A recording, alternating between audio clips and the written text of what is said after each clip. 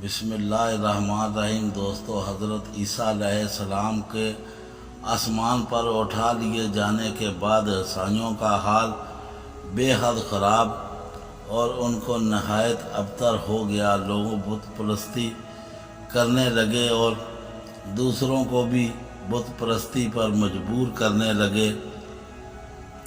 خصوصاً ان کا ایک بادشاہ دقیانوس تو اس قدر ظالم تھا، جو شخص بت پرستی سے انکار کرتا تھا اس کو قتل کر ڈالتا تھا۔ احباب کف شہر افسوس کے شرفاء تھے، جو بادشاہ کے معزز درباری بھی تھے۔ مکہ سے یہ لوگ صاحب ایمان اور بت پرستی سے انتہائی بیزار تھے۔ دقیانوس کے ظلم و جبر سے پریشان ہو کر یہ لوگ اپنا ایمان بچانے کے لیے اس کے دربار سے بھاگ نکلے اور قریب کے پہاڑ میں ایک غار کے اندر پناہ گزین ہو گئے اور سو گئے۔ تو 300 برس سے زیادہ عرصے تک اسی حال میں سوتے رہ گئے۔ دقیانوس نے جب ان لوگوں کی تلاش کرائی تو اس کو معلوم ہوا کہ یہ لوگ غار کے اندر ہیں، تو وہ بے حد ناراض ہوا اور شرط ضبط اور غیبت میں یہ حکم دے دیا کہ غار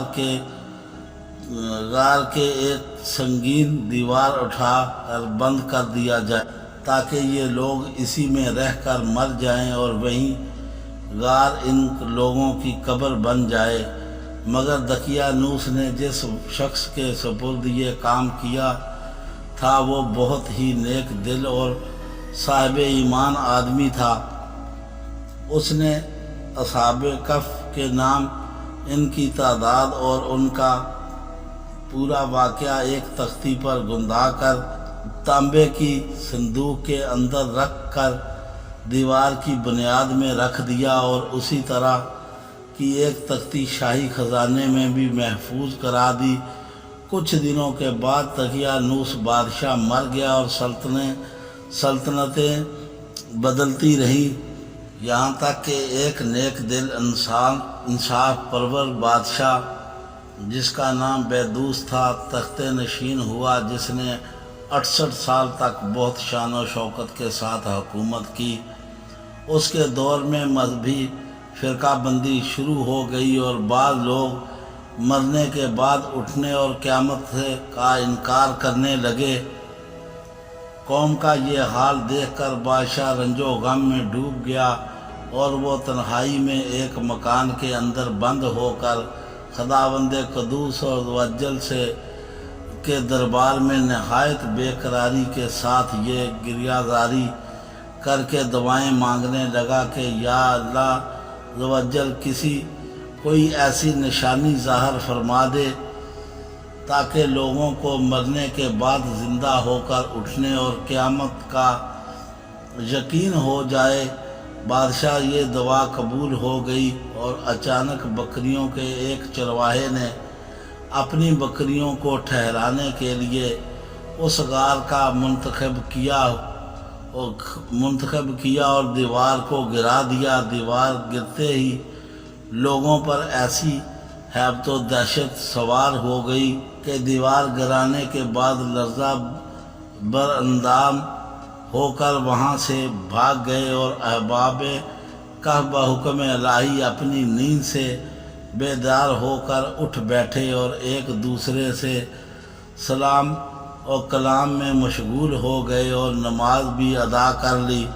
جب ان لوگوں کو بھوک لگی تو ان لوگوں نے ایک اپنے ساتھی جملیخا سے کہا کہ تم بازار جا کر کچھ کھانا لاؤ اور نہایت خاموشی سے بھی معلوم کرو کہ دقیانوس ہم لوگوں کے بارے میں کیا ارادہ رکھتا ہے۔ جملیخا غار سے نکل کر بازار گئے اور یہ دیکھ کر حیران رہ گئے کہ شہر میں ہر طرف سلام کا چرچا ہے اور لوگ علانیہ حضرت عیسیٰ علیہ السلام کا کلمہ پڑھ رہے ہیں۔ جملیخا یہ منظر دیکھ کر محو حیرت ہو گئے اور الہی یہ ماجرا کیا ہے کہ اس شہر میں تو ایمان و سلام کا نام لینا بھی جرم تھا، آج یہ انقلاب کہاں سے اور کیوں کر آ گیا؟ پھر یہ ایک نان بائی کی دکان پر کھانا لینے گئے اور دقیانوسی زمانے کا 1 روپیہ دکاندار کو دے دیا، جس کا چلن بند ہو چکا تھا، بلکہ کوئی اس سکے کو دیکھنے والا بھی باقی نہیں رہ گیا تھا۔ دکاندار کو شبہ ہوا کہ شاید اس شخص کو کوئی پرانا خزانہ مل گیا ہے، چنانچہ دکاندار نے ان کو حکام کے سپرد کر دیا اور حکام نے ان سے خزانے کے بارے میں پوچھ گچھ شروع کر دی، اور وہ کہنے لگا، بتاؤ خزانہ کہاں ہے؟ زلیخا نے کہا کہ کوئی خزانہ نہیں ہے، یہ ہمارا ہی روپیہ ہے۔ حکام نے کہا کہ ہم کس طرح مان لیں کہ یہ روپیہ تمہارا ہے؟ یہ سکہ 300 برس پرانا ہے اور برسوں گزر گئے کہ اس سکے کا چلن بند ہو گیا ہے، اور تم ابھی جوان ہو، لہذا صاف صاف بتاؤ کہ عقیدہ حل ہو جائے۔ یہ سن کر زلیخا نے کہا کہ تم لوگ یہ بتاؤ کہ دقیانوس بادشاہ کا کیا حال ہے؟ حکام نے کہا کہ آج روئے زمین پر اس نام کا کوئی بادشاہ نہیں ہے، ہاں سینکڑوں برس گزر گئے کہ اس نام کا ایک بے ایمان بادشاہ گزرا ہے جو بت پرست تھا۔ زلیخا نے کہا کہ ابھی آج کل وہ تو تم لوگ اس کے خوف سے اپنے ایمان اور جان کو بچا کر بھاگے ہیں، میرے ساتھی قریب ہی کے ایک غار میں موجود ہیں، تم لوگ میرے ساتھ چلو، میں تم لوگوں کو ان سے ملا دوں۔ چنانچہ حکام اور آئے دین شہر کثیر تعداد میں ان غار کے پاس پہنچے۔ ارباب کف زلیخا کے انتظار میں تھے کہ جب ان کی واپسی پر دیر ہوئی تو ان لوگوں نے یہ خیال کر لیا کہ شاید زلیخا گرفتار ہو گئے، اور اب غار کے منہ پر بہت سے آدمیوں کا شور و غوفہ ان لوگوں نے سنا تو سمجھ بیٹھے کہ غالباً دقیانوس کی فوج ہماری گرفتاری کے لیے آن پہنچی ہے۔ تو یہ لوگ نہایت اخلاق کے ساتھ ذکر الہی اور توبہ استغفار میں مشغول ہو گئے۔ حکام نے غار پر پہنچ کر تانبے کا صندوق اور برآمد کیا اور اس کے اندر یہ تختی نکال کر پڑھا تو اس تختی پر احباب کف کا نام لکھا تھا، اور یہ بھی تحریر تھا کہ یہ مومنوں کی جماعت اپنے دین کی حفاظت کے لیے دقیانوس بادشاہ کے خوف سے اس غار میں پناہ گزین ہوئی ہے۔ دقیانوس نے خبر پا کر ایک دیوار سے ان لوگوں کو غار میں بند کر دیا ہے۔ ہم یہ حال اس لیے لکھتے ہیں کہ جب کبھی یہ غار کھلے تو لوگ احباب کف کے حال پر مطلع ہو جائیں۔ حکام تختی کی عبارت پڑھ کر حیران رہ گئے، اور ان لوگوں نے اپنے بادشاہ بیدوس کو اس واقعہ کی اطلاع دی تو فوراً بیدوس بادشاہ اپنے امراؤ اور عمائدین شہر کو ساتھ لے کر غار کے پاس پہنچا تو احباب کف نے غار سے نکل کر بادشاہ سے منافقہ کیا اور اپنی سرگسی بیان کی۔ بیدوس بادشاہ سجدہ میں گر کر خداوند قدوس کا شکر ادا کرنے لگا اور میری دعا قبول ہو گئی، اور اللہ تعالیٰ نے ایسی نشانی ظاہر کر دی جس سے موت کے بعد زندہ ہو کر اٹھنے والے ہر شخص کو یقین ہو گیا کہ احباب کف بادشاہ کو دعائیں دینے لگے کہ اللہ تعالیٰ تیری بادشاہی کی حفاظت فرمائے، اب ہم تمہیں اللہ کے سپرد کرتے ہیں۔ پھر احباب کف نے السلام علیکم کہا اور غار کے اندر چلے گئے اور سو گئے، اور اسی حالت میں اللہ تعالیٰ نے ان لوگوں کو وفات دے دی۔ بادشاہ بیدوس نے سال کی لکڑی کا صندوق بنوایا اور احباب کہف کے مقدوس لاشوں کو ان میں رکھوا دیا، اور اللہ تعالیٰ کے احباب کہف کا ایسا ریب لوگوں کے دلوں میں پیدا کر دیا کہ کسی کی یہ مجال نہیں تھی کہ غار کے منہ تک جا سکے۔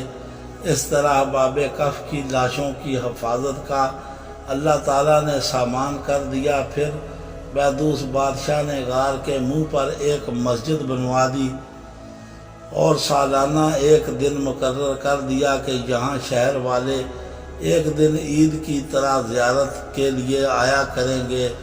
یہ واقعہ نفسیر خازش کے حوالے سے پیش کیا گیا۔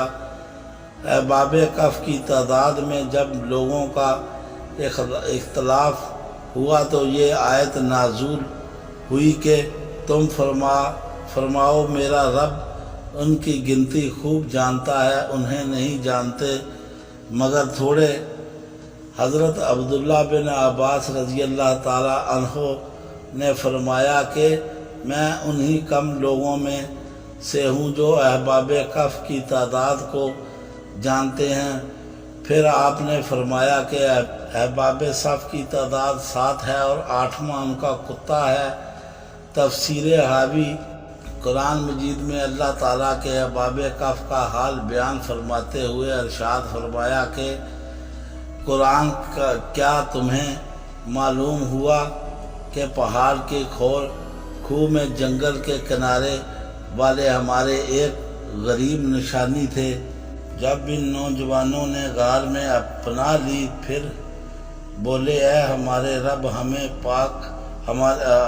ہمیں اپنے پاس سے رحمت دے اور ہمارے کام پر ہمارے لیے راہ یابی کے سامان کر۔ تو ہم نے اس غار میں ان کے کانوں پر گنتی کی گئی برسوں تھپکا، پھر ہم نے انہیں جگایا کہ دیکھیں وہ گروہوں میں کون ان کے ٹھہرنے کی مدت زیادہ ٹھیک بتاتا ہے۔ ہم ان کا ٹھیک ٹھاک حال تمہیں سنائیں۔ اور کچھ جوان تھے کہ اپنے رب پر ایمان لائے اور ہم نے ان کو ہدایت بڑھائی۔ اس سے اگلی آیتوں میں اللہ تعالیٰ نے احباب کہف کا پورا حال بیان فرمایا ہے، جس کا تذکرہ اوپر ہو چکا ہے۔ احباب کہف کے نام، ان کے ناموں میں بھی بہت اختلاف ہے۔ حضرت علی رضی اللہ تعالیٰ عنہ سے روایت ہے کہ ان کے نام یہ ہیں: یملیخا، ملکشینہ، مرنوش، بدنوش اور شادنوش۔ اور 7واں ایک چرواہا تھا، جوان لوگوں کے ساتھ ہو گیا تھا۔ حضرت علی رضی اللہ تعالیٰ عنہ نے ان کا ذکر نہیں فرمایا، اور ان لوگوں کے کتے کا نام کمزیر تھا، اور ان لوگوں کو شہر کا نام افسوس تھا، اور ظالم بادشاہ کا نام دقیانوس تھا۔ اور تفسیر ساوی میں لکھا ہے کہ احباب کہف سے نام یہ ہیں: مسکلینہ، یملیخا، تونس، نینوس، تاریونس، زونارس اور فرسنونس۔ اور آخری چرواہے تھے جو راستے میں ہی ساتھ ہو لیے تھے، اور ان کا لوگوں کے کتے کا نام قطمیر تھا۔ احباب کہف کتنے دنوں تک سوتے رہے۔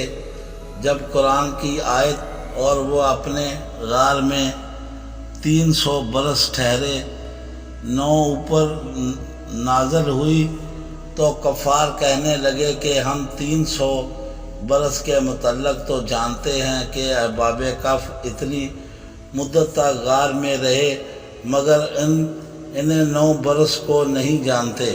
تو حضرت اقدس صلی اللہ علیہ وآلہ وسلم نے فرمایا کہ تم لوگ شمسی سال جوڑ رہے ہو، اور قرآن مجید نے قمری سال کے اسباب سے مدت بیان کی ہے، اور شمسی سال سے ہر برس میں 3 سال کمری بڑھ جاتے ہیں۔